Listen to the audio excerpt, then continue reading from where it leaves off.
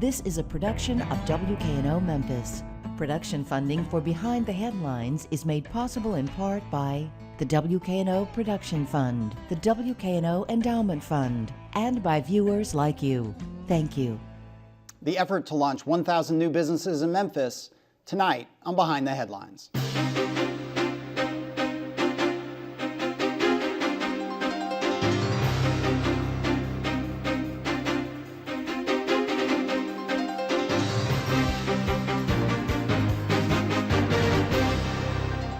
I'm Eric Barnes, publisher of the Memphis Daily News. Thanks for joining us. We are joined tonight by Dr. Steve Bears, Executive Director, President of Memphis Bioworks. Thanks for being here. Thank you. And also Bill Dries, Senior Reporter with the Memphis Daily News. So you're involved in a whole lot of new business startups, the entrepreneurial community in Memphis, and have been for quite a while. But let's start with a new initiative that I think your organization, the Chamber, other folks have come together, this, I think it's Epicenter, to launch not just you're formerly with Bioworks and kind of the biomedical community, but this is an effort to start up 1,000 new businesses over the X number of years. Tell us about the program. Well, we've been involved in startups, as you said, for a long period of time. And one of the things that we've recognized is that the corporate community has a key role to play. And when the Chairman's Circle determined that entrepreneurship was a focal point and was interested in really expanding that aspect of the community, we just thought it was a great opportunity to really have our entrepreneurial ecosystem take the next step. And this initiative is really a part of that. You mentioned the Chairman's Circle. What is the Chairman's Circle, for those who don't know? For those that don't know, the Chairman's Circle is a part of the Chamber. It's 104 businesses, I believe, that are involved. And from our point of view, it's a group of businesses that are coming together to really take initiatives in the community to grow our region. Entrepreneurship being one of the areas and moon missions, they call it, that they've chosen. And the difference of startup businesses versus there are a couple different angles on this, but one is there's always a lot of attention. We put a lot of attention on the show and in the paper on recruitment. Electrolux makes big headlines and Mitsubishi makes big headlines. This is a different sort of effort, right? This is an effort to kind of homegrown businesses, support them. Why is that? Why not just support recruitment of existing businesses? Why support so heavily these startups? A vibrant community is made up of both an entrepreneurial ecosystem as well as a recruitment ecosystem. And recruitment is very important. Our chamber and partners around the community do that really well. But the entrepreneurs represent, and I think David Waddell says it best, the batteries in our community. And they are very important parts of developing and growing new jobs. And things that support those efforts are critical to actually making a vibrant community. So what we're doing to grow startups is part and parcel to really building an overall ecosystem in the community. Bill. Steve, from past efforts to hone in on our strategy, there have been a couple of areas in those past efforts that have been identified as really our strengths. Healthcare, medicine, biohealth, those sorts of fields, as well as logistics, transportation. Those have all been identified. Is that the areas that we're moving into with these startups, or is it broader than that? To do a great job in startups, I mean, entrepreneurship really covers a broad gamut, from lifestyle businesses to technical and scalable businesses. The next step in our community is really to do scalable businesses well. And those scalable businesses that do well are in areas of medical and healthcare, which we've been doing for some time. But as you said, logistics is an area where people come from all over the world and look at Memphis as a place to be. But yet, from a startup ecosystem, we're really underserving that sector. And if the food service and sustainability sector is also an area that we're very strong in, and also the underlying business-to-business IT infrastructure and support for those sectors is critical. All those areas, if we're going to do one thing well, those are the areas where Memphis has competitive advantages that we need to leverage, and that's really the focus of the next step. Mm-hmm. So much of the discussion has also been about venture capital, and venture capital particularly in research. So where is that in this effort? Venture capital plays a key role.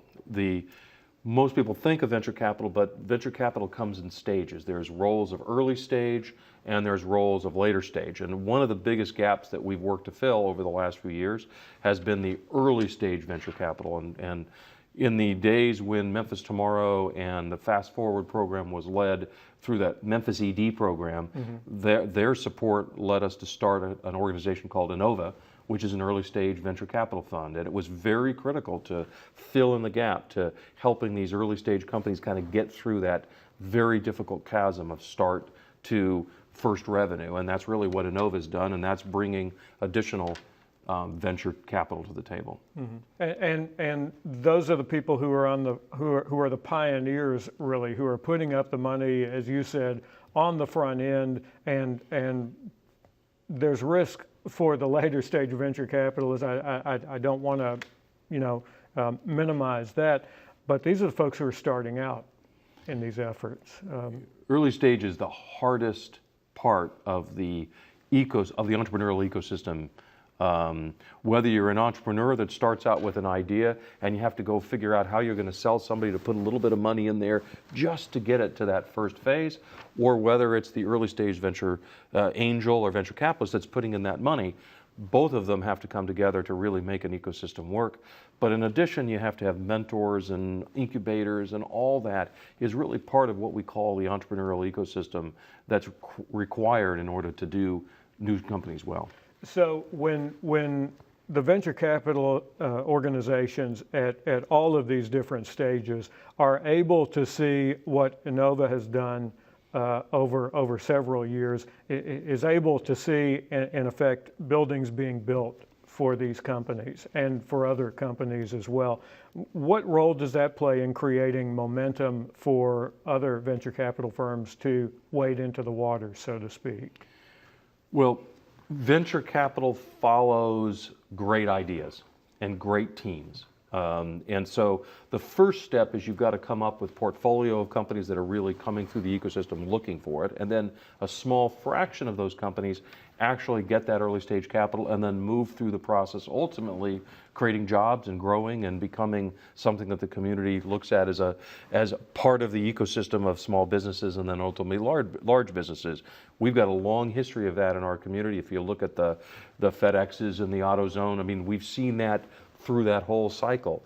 Well, the next range of companies is critical. You've got to see some of the output of the ecosystem in order to feel comfortable being on the input of the ecosystem. You've got to see companies with jobs in order to feel safe coming into the early stage. And part of that is, failure, right? Part of that is getting comfortable with the idea that a certain percentage of startup businesses fail. That just happens, and then there are a bunch of successes. And so if you've got, I guess, having talked to folks like Eric Matthews at StartCo, which works with small businesses, getting them off the ground, that is a part of what he goes out and tries to educate potential investors. A certain number of the people you invest in with me will fail. That's okay, because we think we'll have a certain number of successes. And even those failed entrepreneurs, I guess I'm not asking a question, I'm making a statement here. A certain number of those failed entrepreneurs, they'll turn around, learn from their mistakes, come back into the system you're sort of talking about, and try again, right? And that's what you're trying to create in terms of that momentum and that culture.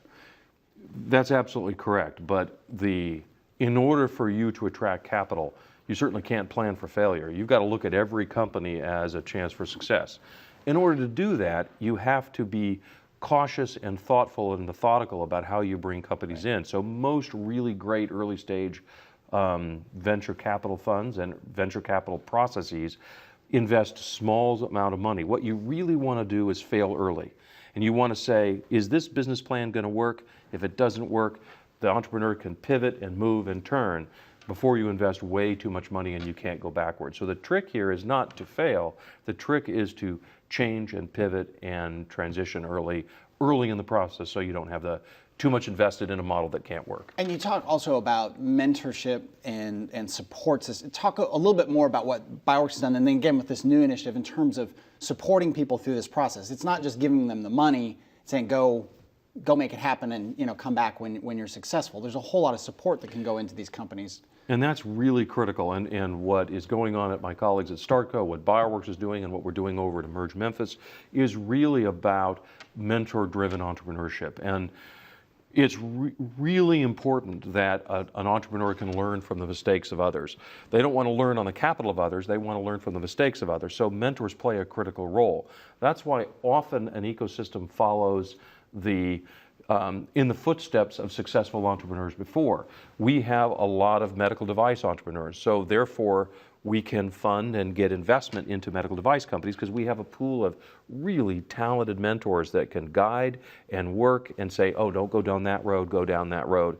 That's the way you really move an ecosystem forward, is bringing those mentors and then ultimately angel capital to the table to come together to really give the best chance for a company to move through the ecosystem and into the job phase. Let's focus a little bit on the medical device, because there are a lot of interesting success stories. You know, there's obviously the big companies, Smith & Nephew and Medtronic, based here in their various ways. But there are all these little, I don't think people know the number of little shops. There's one right down the street from our office that I always forget's down there that makes a little widget for, I can't remember which, one of the big companies. And that sort of feeder system of I mean, is it people maybe who got out of Medtronic, didn't want to be in a big corporate environment anymore and started their own business, or it's people who've moved to Memphis to feed the big companies?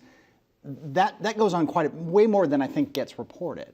If you go back in our history and the original days of Campbell Clinic, I believe in the 30s, which begat organizations like Richard Medical, which then begat a whole range of other companies, you see this tree that emerges of growth and spin out and vibrancy and ecosystem. And we're seeing that today.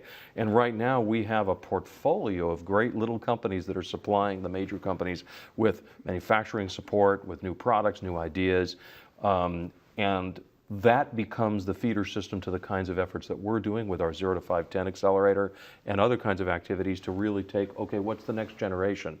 But if you look at the tree, you see this whole range of companies that really came from that initial entrepreneurial spark that occurred back a long time ago. And is that happening also with logistics? I mean, again, with FedEx being here and all the kind of feeders with that. I mean, the small companies that might support the big operations, they might have a little idea for some software or some sort of support service. I mean, I don't know if it's your group or if the Epicenter group, but other folks have said that's the other natural fit. We want to feed a lot of little businesses, like we've done pretty successfully with medical devices, into the big behemoth FedEx. If you look at logistics, that's an area where the tradition has been, there have been lots of innovation over the years that's built our whole ecosystem. And we are blessed with just a whole portfolio of companies, from third-party logistics companies to the FedExes to support companies to logistics to customs brokers. I mean, the ecosystem that we have here, there's also infrastructure that we have, from, air and rail and water, the four R's that's often spoke about. From an ecosystem point of view in entrepreneurship, we actually see an opportunity to grow that much more significantly. Because if you really look at what's happening in logistics and you say, well, wait a minute, there's a bunch of things transitioning there. The opportunity for lower weight and lower costs to reduce energy and sustainability, that's a huge part of the logistics ecosystem that really could be that needs to come forward.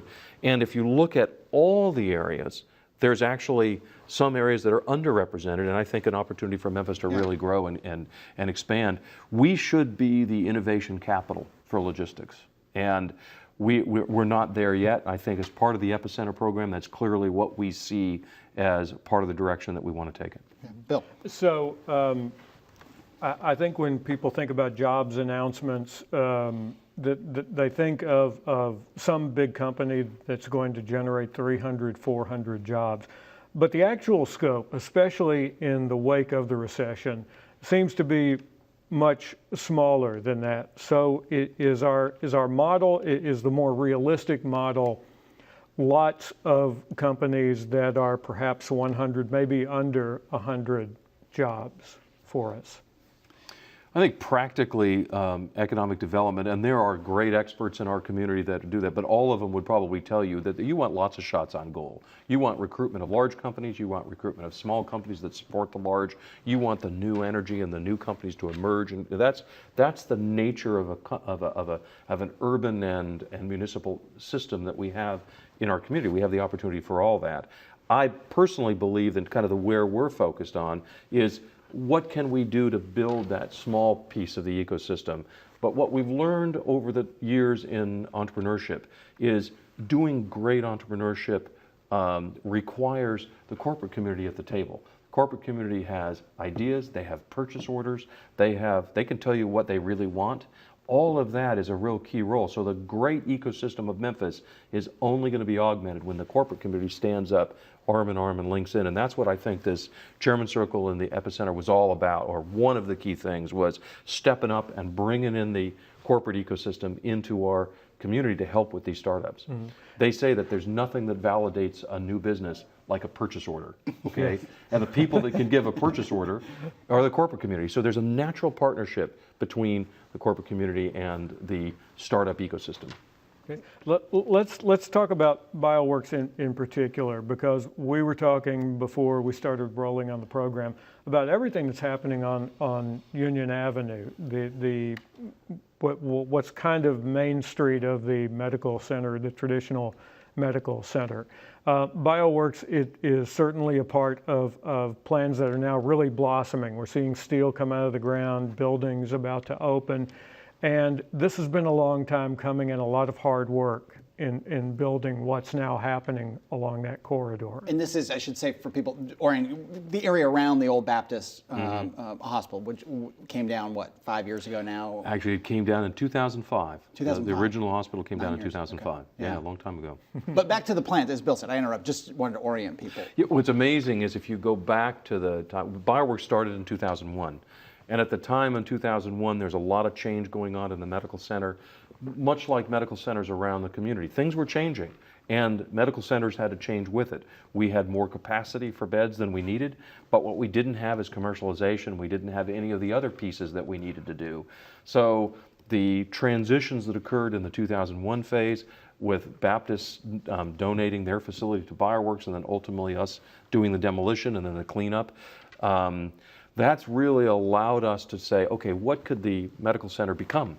And it's a different vision than what we had before, but the good news is that we're just starting to see it come to pass. I mean, I'm having now been there since 2001, it's really exciting to see all the transitions and all the things that are happening, not just what BioWorks is doing, but what all the community is doing, and from Le Bonheur to what Methodist is doing, what St. Jude Children's Research Hospital and Southern College of Optometry and UT and Southern, the university. I mean, all of them are coming together with just significant investments in this area.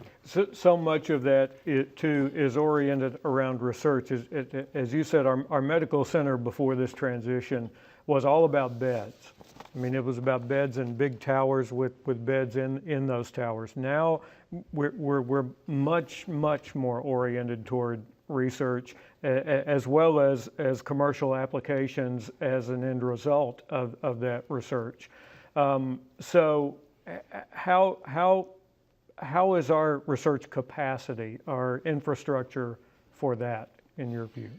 Well, great medical centers have research at one end that turns into ideas and patents and talent, that turns into concepts that become companies, that become jobs, that feed the research. That engine is really the way you know that a medical community is working. We are now very focused on that translational piece about how does something, some idea, get turned into something that benefits a patient or a product that ultimately, at the end of the day, makes some kind of health outcome. That's what really matters in the healthcare arena. What we're seeing is all of that linking research to translation is really the key, and that's really what we've been doing over the last since the beginning in 2001. And it seems like we had Governor Haslam on the show a month ago, 6 weeks ago now, and their support of the university has been big, I assume. I mean, and a huge, that they've put a lot of money, state money, into rebuilding facilities, renovating facilities. That show of support and expansion must be important. Not only their support for the university is critical, because you can't do anything in the medical space without having a great university and a great system there. That's critical. But you know what the governor and the administration has done also is invested heavily into the entrepreneurship area as well. Their whole Insight program, that's actually the program that really drove the growth and proliferation of accelerators around the state. That's been a key to making it happen. So the governor's administration has really worked mostly to build research and to really translate that research into jobs. One of the things we talked about with Haslam, and I would kind of segue into a question with you was his support, his administration support of Memphis. He's been president in Memphis and so on, and people noticed that. When you're recruiting even just capital or investors, we talk a lot on politics on this show usually, and we talk about crime, we talk about problems with education. When you're out there selling Memphis to investors, is it a hard sell or is it an easy sell? In the medical space, there are clearly places that everybody thinks of that are the traditional medical locations. And typically they think of pharma. So you think of Boston, you think of California, you think of San Diego, you think of San Francisco area. You don't necessarily think of Memphis, Tennessee in that area. Yeah. On the other hand, there's nothing that drives a vision in the translational side than companies that are successful. And so the outcome of our ecosystem, the companies with jobs that are where investors are participating, boy, I tell you, that's got a lot of people's attention nationwide. And switching to this notion of scalable businesses, just bouncing around a little bit here, but that's an important part of this, right? I mean, it is one thing the Chamber does, or all kinds of groups do a lot to support somebody who wants to open a corner store, or they want to open a restaurant. I mean, I love a good restaurant. This is different. That notion of scalability, kind of define how you assess that and why that notion of scalability is so important. Well, one way to think about scalability is where your customers are located. For a company that's scalable, their customers are really not typically in the local area that they reside. So if you talk about a Medtronic, well, the customers are global. If you talk about a FedEx, the companies are global. If you talk about a restaurant, the companies are the customers are primarily local. In order for you to have and achieve scale, you have to be able to reach beyond your local borders. That brings wealth to the community, that brings new jobs, that it brings employees, that also attracts that venture capital, and that's what we typically mean by scalability, is the ability to sell out of your local borders. Yeah, and go, Bill. How often in this process do you see someone come in with a business plan for the first time that maybe is not all there, but then return several successive times with a business plan that it steps up and then steps up and then steps up again until it finally makes it? I think that's the norm. Mm-hmm. I mean, all of us have been involved in writing and developing startups, and I don't think I've ever seen a startup go with the business plan that you originally conceived of. Mm-hmm. That's part of part of what you do in the whole entrepreneurship process is you take a concept and you validate it with customers. And unless you have an unbelievably good crystal ball, all right, the fact is that customers tell you what they really want. And that changes your thinking, that changes your pricing strategy, how you go to market. Invariably, all of those things are the kinds of things that you change when you're going through it. The trick is to make sure that you're doing it in a thoughtful, rigorous, and you might say systematic approach, so that you can get through that process, have a business plan that now has been validated, then you can move through. And that, you can't remove risk, but that's the best way to have a business plan, have the best chance of success. Mm-hmm. What do you say to people, again, who maybe sort of saying, well, this all sounds good, but all this notion of programs and so on, Steve Jobs didn't have a program behind him. He was in a garage, he had a great idea, and he went. That's all it really takes. Is that just a simplistic notion of how businesses get started and how entrepreneurs launch into the world? I think, I grew up in that area and I watched that take place, and the ecosystem around entrepreneurship, that ethos, that capability was there at the time that Steve Jobs. So Steve Jobs may not have participated in a particular incubator, but I guarantee you the benefits of all that talent, all there, was really coming into that. Wasn't it on the back of Hewlett Packard? It was on the back of Xerox, and they had come like out of Stanford, and I mean, there is that sort of story that if you look into those connections, there's more support than just a magic idea in the garage. It always takes great ideas. It always takes great teams to do it. It always, there's lots of stories where individuals come through, but the ecosystem, it's more a question of probability. There's a lot more that comes out of that mature ecosystem, and that's really what we as an epicenter and what we're really trying to do is take the next level in maturing our ecosystem so that we don't have to depend on one Steve Jobs. We have 100 or 200 or 1,000 entrepreneurs that can come through the system. Does that also play out when you talk about 1,000 entrepreneurs in the local colleges? I mean, in Rhodes, at U of M. I mean, is that a part of it? Absolutely. You're not just training kids to go and get a job as, say, a reporter, or you're going to be a banker, but that do you want the colleges to do a better job, or do they do a great job of preparing people to go out and start their own business? I think it's a culture question first, Yeah. in the sense that many, having the students come out and see the entrepreneurship as a path. Being an entrepreneur is not for everybody. It's one of the loneliest, most difficult jobs out there. And you see that great entrepreneurs are not, there's a group, not everybody wants to do it. But on the other hand, when you graduate from college and see that as an opportunity, that's part of getting a great education. And I believe Rhodes, and I believe University of Memphis with their new Cruise Lab that's exactly what they're trying to do, is open up the possibilities to see that as a pathway that maybe the students didn't consider when they were thinking through whether they wanted to be a reporter, as great as a job that is, or one of the other jobs that one could do. Right. Real quick, just a minute left here. Bioworks also supports the agribusiness. It's sort of forgotten. It's a big business here. Talk a little bit about that with just a minute left. Well, again, if you look at what are our core strengths, Memphis has core strengths in healthcare, medical device, it has strengths in logistics, but the agricultural sector is one of our core businesses. We are sitting in the Delta. The Delta is millions of acres, where Memphis is the largest urban center. Boy, ag is a very, very important part. And the rural to urban connection, the ability to grow things in our rural community and then connect that to the manufacturing operations in an urban setting, is a long part of our culture. All right. Dr. Stephen Bears, thank you for being here. It's very interesting. Bill, thank you. Thank you for joining us. Join us again next week. Good night.